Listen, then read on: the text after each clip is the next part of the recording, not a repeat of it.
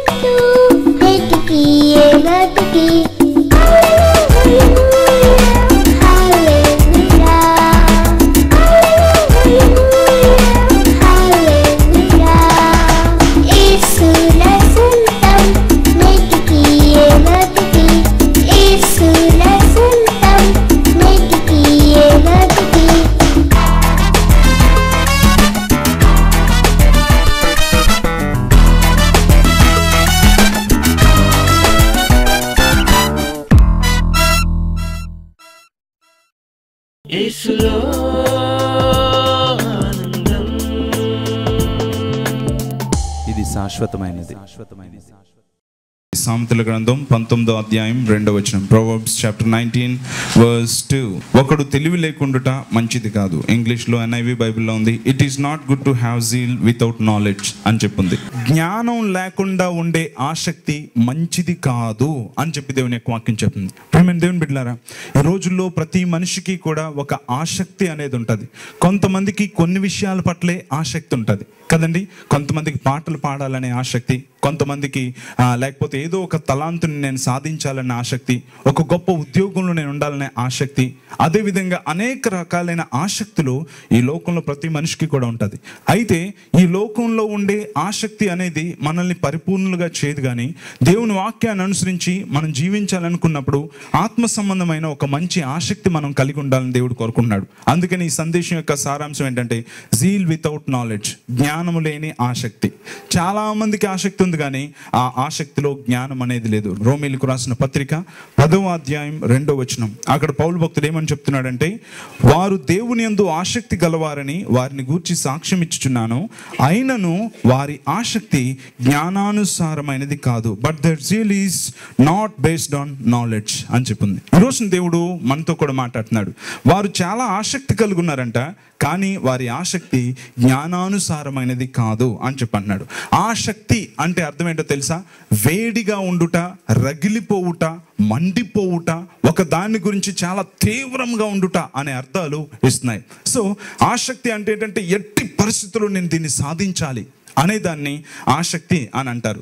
అయితే జ్ఞానము ప్లస్ ఆసక్తి ఈ రెండు కలిపినప్పుడు అది ఆశీర్వాదంగా మారుతుంది. కానీ అజ్ఞానము ప్లస్ ఆసక్తి ఉందనుకోండి, అది మనల్ని అనేక సమస్యలకి గురి చేస్తుంది. అందుకని ఇక్కడ పౌలు భక్తుడు ఏమని అంటున్నాడంటే, వారు దేవుని యందు ఆసక్తి గలవారని వారిని గూర్చి సాక్ష్యం ఇచ్చుచున్నాను, అయినను వారి ఆసక్తి జ్ఞానానుసారమైనది కాదు అని చెప్పి అన్నాడు. కనుక ఈ రోజున మన జీవితంలో మనకి ఆసక్తి అనేది ఉండొచ్చు, కానీ ఆ ఆసక్తి జ్ఞానానుసారమైందా కాదా అన్నది మనం తెలుసుకోవాలి. అయితే మనం అనుకోవచ్చు, తప్పనిసరిగా నా ఆసక్తి జ్ఞానానుసారమైనదేనండి అని అనుకోవచ్చు.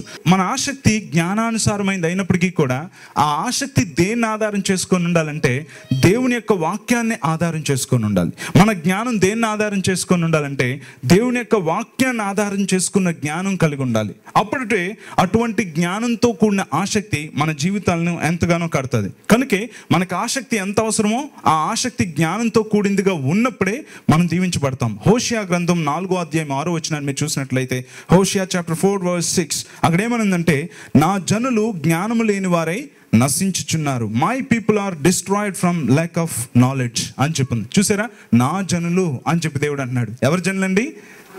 నా జనులు అంటే దేవుని యొక్క ప్రజలంట జ్ఞానం లేక నశించిపోతున్నారు. ఈ రోజున మన జీవితంలో అనేక సార్లు కేవలం వాక్యానుసారమైన జ్ఞానం లేకుండా చాలా ఆసక్తి కలిగి మనం ఉండడంతో మన జీవితంలో నాశనం అన్నదాన్ని మనం చూస్తున్నాం. అందుకని ఈ రోజున ప్రియమైన సహోదరి సహోదరులారా, మన ఆసక్తి జ్ఞానంతో కూడిందా లేదా అన్నదాన్ని మనం తప్పనిసరిగా ఆలోచించుకోవాలి. మన జీవితంలో అనేక సార్లు మనకి చాలా ఆసక్తి ఉంటుంది, కానీ ఆ ఆసక్తి ఒక పరిధిని దాటి ఎప్పటికీ కూడా రాకుండా ఉండిపోవడాన్ని మనం చూస్తాం. మన ఆసక్తి ఎలా ఉందంటే ఈ రోజుల్లో మనం చూస్తే ఆచారాలతో కూడిన ఆసక్తి మనకి ఎక్కువైపోయింది, కానీ నిజంగా దేవుణ్ణి సేవించాలి అనే ఆసక్తి ఈ రోజుల్లో చాలా మందికి లేదు. పౌలు భక్తుని జీవితాన్ని ఒకసారి మనం చూద్దాం. ఒకప్పుడు యేసుక్రీస్తు దర్శించక మునుపు పౌలు భక్తుని యొక్క ఆసక్తి దేని మీద ఉండేది? యేసుక్రీస్తు దర్శించిన తర్వాత ఈ పౌలు భక్తుడు ఇప్పుడు దేని మీద ఆసక్తిని కలిగి ఉన్నాడు? ఇది తప్పనిసరిగా మనకు ఎంతో అవసరం. అందుకని ఈ రోజున చూసుకుందాం. ఒకప్పుడు పౌలు భక్తుడు లేకపోతే సౌలుగా ఉన్నప్పుడు ఎటువంటి ఆసక్తి కలిగాడు? చూడండి, గలతీయులకు రాసిన పత్రిక 1వ అధ్యాయం 14వ వచనం, గలేషియన్స్ చాప్టర్ 1:14, నా పితరుల పారంపర్య ఆచారమందు విశేష ఆసక్తి గలవాడనై. ఒకప్పుడు ఏంటంట, పితరుల యొక్క పారంపర్య ఆచారాలందు విశేష ఆసక్తి కలిగి ఉన్నాడు. ఈ రోజుల్లో కూడా మనలో అనేక మంది ప్రభువు దగ్గరికి వచ్చినప్పటికీ కూడా ఇంకా పితరుల ఆచారాల్లోనే ఉన్నారు, అన్య ఆచారాల్లోనే ఉన్నారు, లోకానుసారమైన ఆచారాల్లోనే ఉన్నారు. వాటి పట్లే ఈ రోజుకి కూడా అనేక మంది ఇంకా ఆసక్తిని చూపిస్తూ ఉండడాన్ని మనం చూస్తున్నాం. ఈ రోజుల్లో అనేక మంది దేవుని దగ్గరికి వచ్చినప్పటికీ కూడా క్రైస్తవ్యం అనేది ఆచారాలతో కూడిందిగా మార్చేస్తున్నారు. మన జీవితంలో ప్రభువుని అంగీకరించిన తర్వాత మనం ఆచారాల క్రైస్తవుల కింద ఉండకూడదు. మన జీవితంలో క్రీస్తును కలిగి ఉండాలన్న ఆసక్తిని కలిగి మనం ఉండాలి. ఆ మధ్యన ఒక దగ్గర స్త్రీలందరూ ఒక చేత్తో బైబిల్ ఒక చేత్తో చాప చంకలో పెట్టుకుని వెళ్ళిపోతుంటే ఏంటమ్మా ఇదంతా ఏంటని అంటే, అదేదో కొత్త సంఘం అండి, వాళ్ళది ఆచారం అంటండి, ఎవరు కూడా చర్చిలో పరుచుకోవడానికి ఎవరి దాలి తీసుకొని వెళ్ళాలంట, అది దేవుడిచ్చిన ఆజ్ఞ అంట వాళ్ళకి. కాబట్టి ఎవరి చాపాలు తీసుకొని వచ్చి అక్కడ వేసుకుంటే ఆ చాపలో వాళ్ళ దీవెనలు వాళ్ళే మళ్ళీ ఇంటికి తీసుకొని వెళ్ళొచ్చంట. అంతేకాకుండా నీ పరుపెత్తుకొని నువ్వు నడువు అని దేవుడు చెప్పాడు కదా, అందుకోసమని ఎవరి చేపలు ఎత్తుకొని మళ్ళీ వెళ్ళిపోవాలంట అని చెప్పంటే అందరూ చంకలో చేపలు చుట్టుకుంటూ వెళ్తున్నారు. ఎందుకంటే ఇలాంటి వాటి పట్ల జనాలు చాలా ఆసక్తి చూపిస్తారు. అందుకని ఇక్కడ అంటున్నాడు, నా పితరుల పారంపర్య ఆచారం అందు విశేష ఆసక్తి కలిగి ఉండేవాడిని నేను. ఒకప్పుడు నాది చాలా ఆచారం, బట్టలు కరెక్ట్గా ఉండాలి, నా సమయం కరెక్ట్గా ఉండాలి, ఎప్పుడూ కూడా నేను విశ్రాంతి దినాన పని చేయకూడదు, వ్యాపారం చేయకూడదు అనే అటువంటి నిష్టతో ఉండేవారు. వాళ్ళతోటి దేవుడు అన్నాడు, మీరు కంచం బయట శుభ్రం చేసుకుంటారు కానీ మీరు లోపల శుభ్రం చేయరు. మీకు ఆసక్తి దేని మీద ఉందంటే పై విషయాల మీద ఉంది, కానీ మీకు అంతరంగ విషయాల మీద ఆసక్తి లేదు. హృదయం ఏమొచ్చి కుళ్ళిపోయి ఉంటుంది, బయటకేమో సున్నం కొట్టిన సమాధిలాగా ఉంటుంది. సమాధి పైన సున్నం కొడితే తెల్లగా ఉంటుంది, కానీ అందులో ఉన్న డెడ్ బాడీ కంపు కొడతా ఉంటుంది. అలాగే ప్రతి ఒక్కరు కూడా ఆచారాలు అనేవి ఏంటంటే పై శుభ్రంతో సమానం, కానీ మన అంతరంగం ఏ విధంగా ఉంది అన్నది మనం పరీక్ష చేసుకోవాలి. కనుకనే ఒకప్పుడు పౌలు భక్తుని యొక్క ఆసక్తి దేని మీద అంటే ఇంతకు ముందు ఆచారాల మీద ఆసక్తి కలిగి ఉండేవాడు. ఇంకా దేని మీద ఉండేవాడు అంటే ఫిలిప్పీలకు రాసిన పత్రిక 3వ అధ్యాయం 6వ వచనం మీరు చూసినట్లయితే, ఫిలిపియన్స్ చాప్టర్ 3:6, ఆసక్తి విషయం సంఘమును హింసించువాడనై అని చెప్పి అక్కడ అన్నాడు. చూసారా, సంఘాన్ని హింసించడం అనే విషయంలో చాలా ఆసక్తి కలిగి ఉండేవాడు పౌలు భక్తుడు. ఎందుకంటే నేను యెహోవా ధర్మశాస్త్రాన్ని పాటిస్తున్నాను, యేసుక్రీస్తుని సేవించే వారిని అందరినీ కూడా నేను హింసిస్తాను అని చెప్పి ఆ విషయంలో గొప్ప ఆసక్తి కలిగి ఉండేవాడు. ఇది పౌలు భక్తుని యొక్క ఆసక్తి. ఈ రోజున మన జీవితంలో కూడా ఇటువంటి ఆసక్తిలోనే ఉన్నామా? ఇంకా బైబిల్లో మనం చదివినట్లయితే పౌలు భక్తుడు ఏమని అంటున్నాడంటే, ఫిలిప్పీలకు రాసిన పత్రిక 3వ అధ్యాయం 1-12 వచనాల్లో పౌలు భక్తుడు అంటున్నాడు, ఒకప్పుడు నేను అన్ని కూడా నాకున్న పదవులను బట్టి, నాకున్న డిగ్రీలను బట్టి, నాకున్న కులాన్ని బట్టి, నాకున్న ప్రతిదాన్ని బట్టి కూడా నేను ఆనందిస్తూ అతిశయిస్తూ వాటి మీద చాలా ఆసక్తి కలిగి ఉండేవాడిని అని చెప్పి అంటున్నాడు. అవన్నీ కూడా ఇప్పుడు ఏం చేశాడు తెలుసా? సమస్తాన్ని నేను పెంటతో సమానంగా ఎంచుకుంటున్నాను అని చెప్పి అన్నాడు. ఈ రోజుల్లో అనేక మందికి ఈ డిగ్రీలని, ఈ యొక్క పేరు ప్రఖ్యాతులని, ఈ రోజుకి కూడా వాటి పట్లే అనేక మంది ఆసక్తి. యేసుక్రీస్తుని అంగీకరించిన తర్వాత నాకు ఎన్ని అవార్డులు వచ్చాయి, నాకు ఎన్ని రకాలైన రివార్డులు వచ్చాయి, నాకు ఎన్ని మెమెంటోస్ వచ్చాయి, నాకు ఎన్ని సన్మానాలు జరిగాయి, నన్ను యేసుక్రీస్తులోకి వచ్చినాక నేను ఎంత అయ్యాను అంత అయ్యానని చెప్పి ఏదో ఒక దగ్గర నాకు ఒక సన్మానం జరగాలి, నాకు ఒక డాక్టరేట్ ఇవ్వాలి, నాకు ఒక డిగ్రీ ఇవ్వాలి, ఏదో విధంగా నన్ను ప్రజలు గుర్తించాలి అన్న ఆసక్తి ఈ రోజుల్లో అనేక మందికి ఉంది. ఆ ఆసక్తి ఒకప్పుడు పౌలు భక్తుడికి కూడా ఉండేది. కానీ దాన్ని పౌలు భక్తుడు ఏం చేశాడో తెలుసా?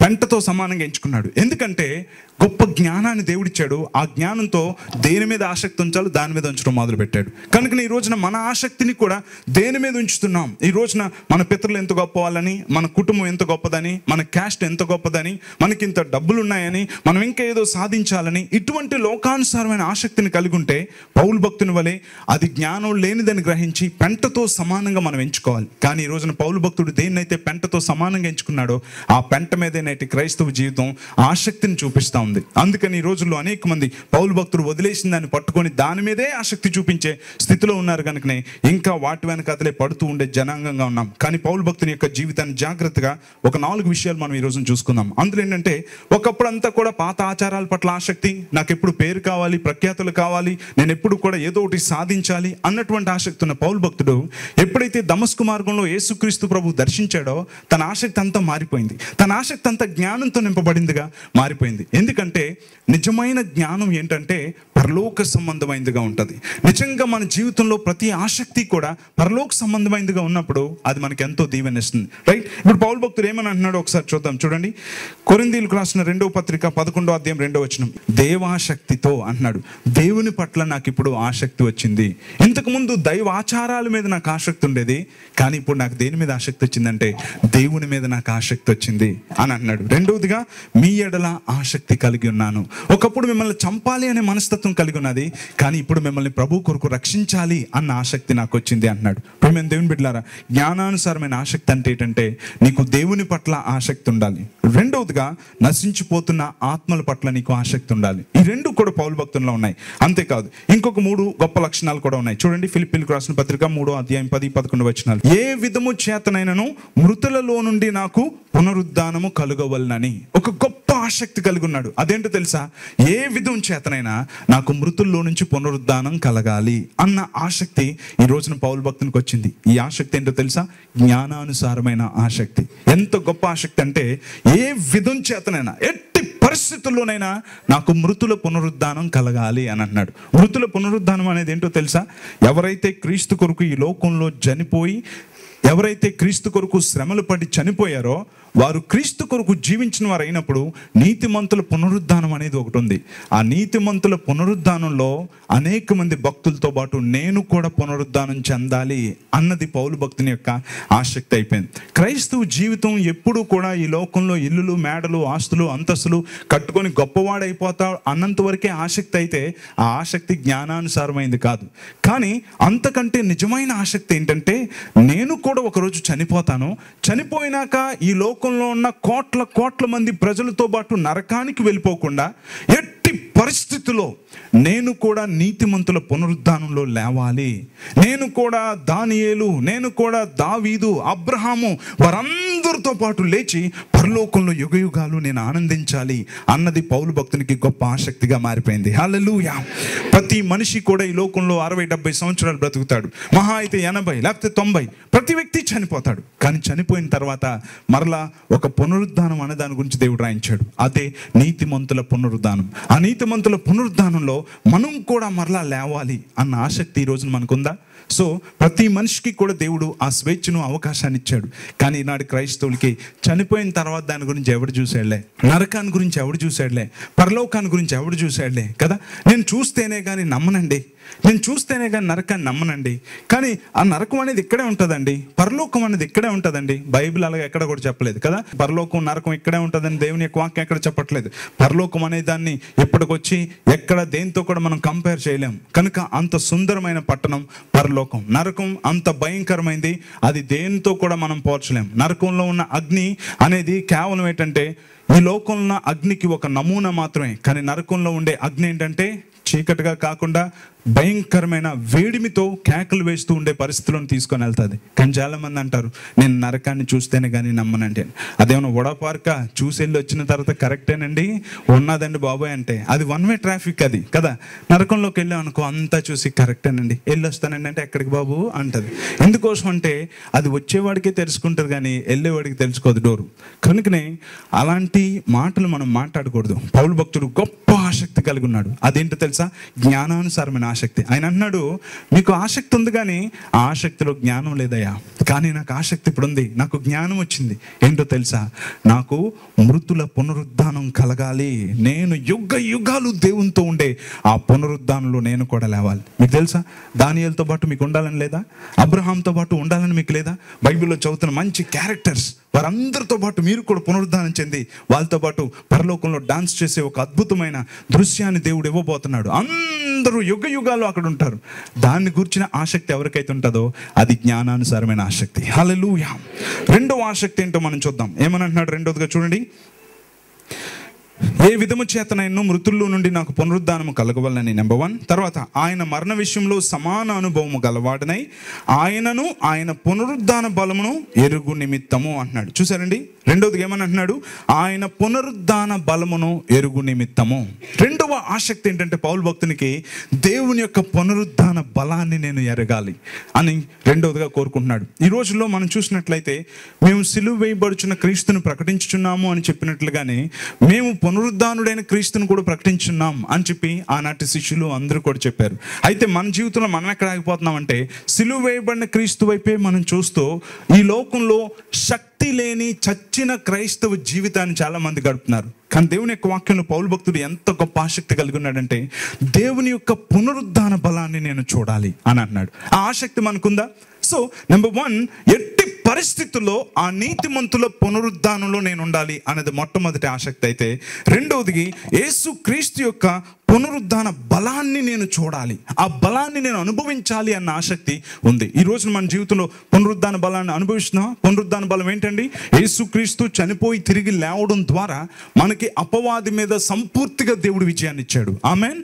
యేసుక్రీస్తు ప్రభు చనిపోయి తిరిగి లేవడం ద్వారా ఆ పునరుద్ధాన శక్తి ద్వారా సాతాను కార్యాలన్నింటినీ కూడా ఆయన లయం చేశాడు. ఆయన లయం చేసిన తర్వాత ఆయన ఏమన్నాడు తెలుసా, ఈ అధికారాన్ని నేను మీకు ఇస్తున్నాను అన్నాను, నా నామం మీకు ఇస్తున్నాను అని చెప్పి అంటూ ఆయన అన్నాడు ఈ బలాన్ని మీరు ఉపయోగించండి అన్నాడు. పాతాళం యొక్కయు ఏంటి, పరలోకం యొక్కయు పాతాళం యొక్కయు తాళపు చెవులు నా దగ్గర ఉన్నాయి అని చెప్పి ఆయన అన్నాడు. ఆ తాళాలను దేవుడు మనకిచ్చాడు. అంతేకాదు ఆయన అంటున్నాడు నేను ఎట్టివాడినై ఉన్నానో మీరు అట్టివారై ఉన్నారు అని చెప్పి అంటున్నాడు. మనము క్రీస్తు తోడి వారసులము అని చెప్పి అంటున్నాడు. అంతేకాదు ఆయన పునరుద్ధానుడైనప్పుడు మొట్టమొదటిగా ఆయన పుట్టినప్పుడు ఆయన మొట్టమొదటిగా చనిపోయి తిరిగి లేచినప్పుడు ఆయన వెనకతలు మనం కూడా తిరిగి లేచాం. సంఘానికి శిరస్సు ఎవరు?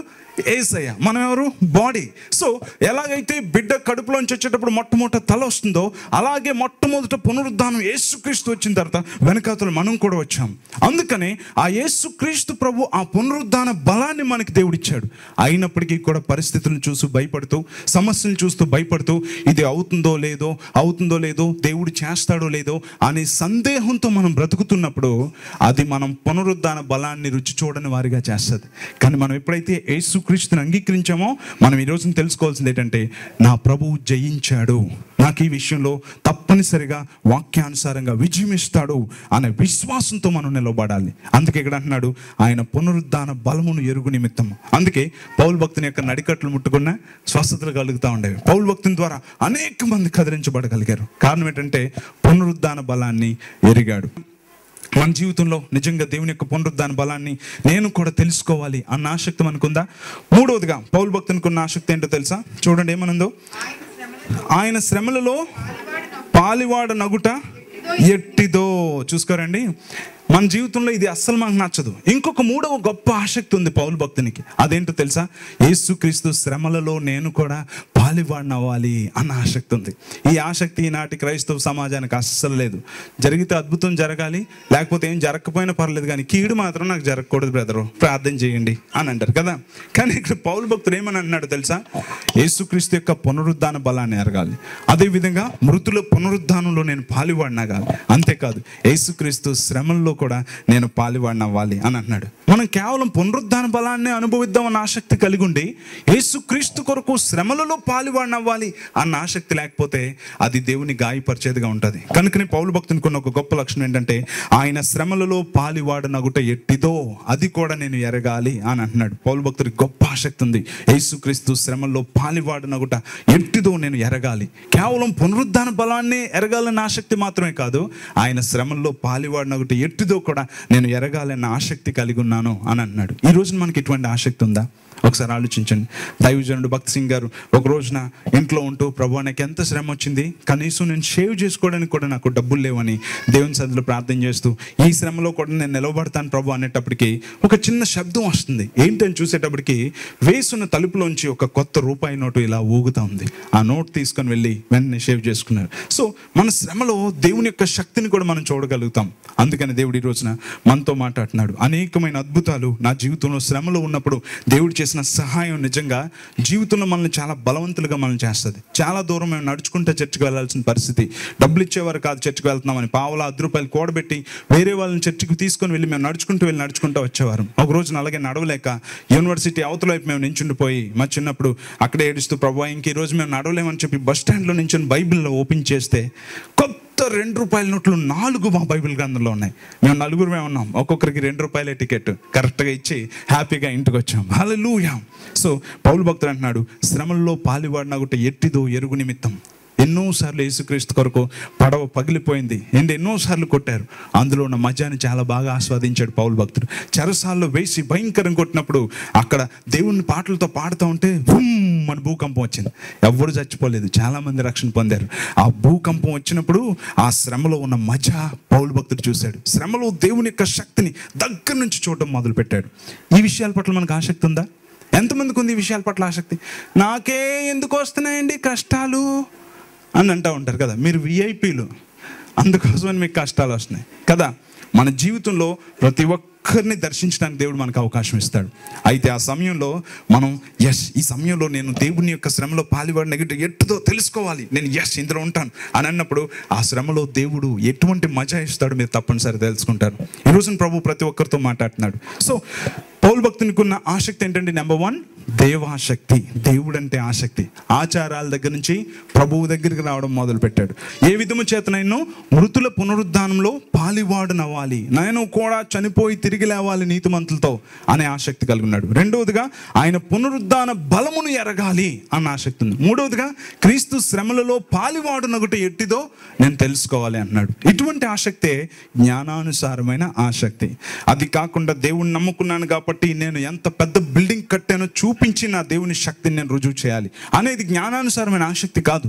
ఈ లోకంలో మనం దేవుని నీతిని, రాజ్యాన్ని వెతకాలన్న ఆసక్తిని కలిగి ఉంటే ఇవన్నీ దేవుడు మనకిస్తాడు. అన్ని దేవుడు మనకిస్తాడు.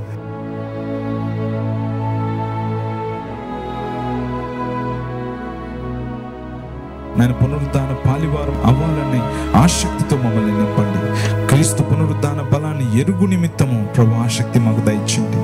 ప్రభు క్రీస్తు శ్రమల్లో పాలివారు నగట్లో ఉన్న నా దీవెన ఎంత గొప్పదో అటువంటి విషయాల పట్ల మాకు ఆసక్తిని దయచేయండి. ఇక్కడున్న అనేక మంది కుటుంబాలు ఎవరికీ చెప్పుకోలేని సమస్యలతో బాధపడుతుండగా వారి జీవితాల్లో మీరు కలుగు చేసుకోమని అడుగుచున్నాం తండ్రి.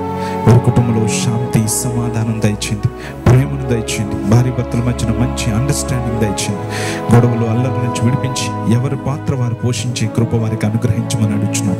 ఎంతమంది ఆర్థికంగా చితికిపోయారో ఈ సంవత్సరం వారిని లేవనెత్తండి ప్రభా. నాయన ఇక్కడున్న వారిలో ఏ ఒక్కరూ పేదలుగా ఉండకుండా ప్రతి ఒక్కరూ ఇచ్చేవారుగా ఉండగలటకు సహాయం చేయండి ప్రభా. ప్రతి అప్పు కూడా యేసు నామంలో తొలగిపోవును గాక తండ్రి. ఎంతమంది అనారోగ్యాలతో, దీర్ఘకాలిక రోగాలతో బాధపడుతున్నారు. వారి శరీరంలో ఉన్న ప్రతి అనారోగ్యాన్ని కూడా యేసు నామములో విడిచి ఇప్పుడే బయటికి పొమ్మని ఆజ్ఞాపిస్తున్నాం తండ్రి. ఇప్పుడు నీ శక్తి ప్రతి శరీరాన్ని కమ్ముకును గాక. సంపూర్తిగా వారికి ఆరోగ్యం దయచేయండి. నూతన శక్తితో వారిని నింపండి ప్రభువా. యేసు నామములో అడుగుచున్నాం తండ్రి, ఆమేన్. యేసులో ఆనందం. ఇది శాశ్వతమైనది.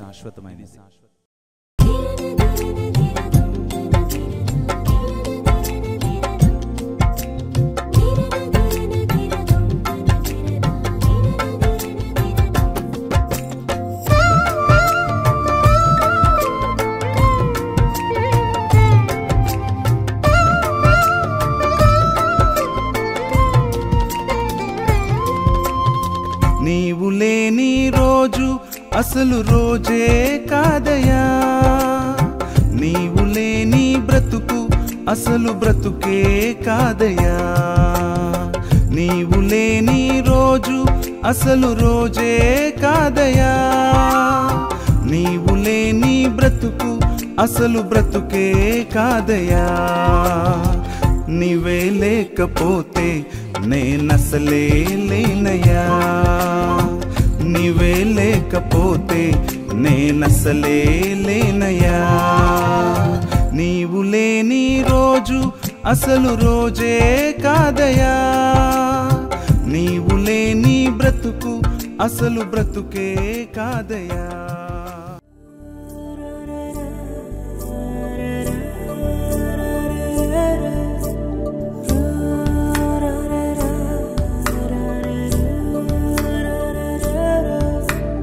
నీ అరచేతిలో చెక్కుకుంటివి నన్ను ప్రభువా, నీ నీడలో దాచుకుంటివి నన్ను దేవా.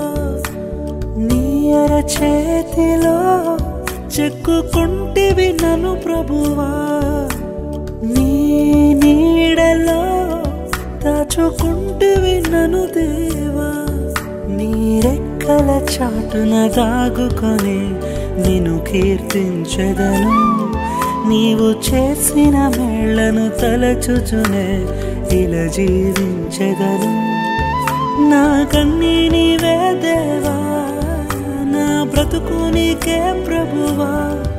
నా కన్నీ నీవే దేవా, నా బ్రతుకు నీకే ప్రభువా. యేసయ్యా నీ నామం ఘనమైనది, నీ నామం. యేసయ్యా నీ నామం స్థిరమైనది, నీ నామం. యేసయ్యా నీ నామం ఘనమైనది, నీ నామం. యేసయ్యా నీ నామం స్థిరమైనది, నీ నామం. యేసులో ఆనందం. ఇది శాశ్వతమైనది. మా చిరునామా brother Samuel Karmoji miracle centre, plot number 70, door number 10-288-1/3, Visalakshi Nagar, main road, Visakhapatnam 530043. Our new address, Brother Samuel Karmoji, plot number 70, door number 10-288/1/3, Visalakshi Nagar Main Road, Vishakhapatnam 530043, Andhra Pradesh, India. Our phone numbers 9701-400-777, 9848350332. Our website www.samuelkarmoji.com. Our email samuelkarmoji@gmail.com. యేసులో ఈ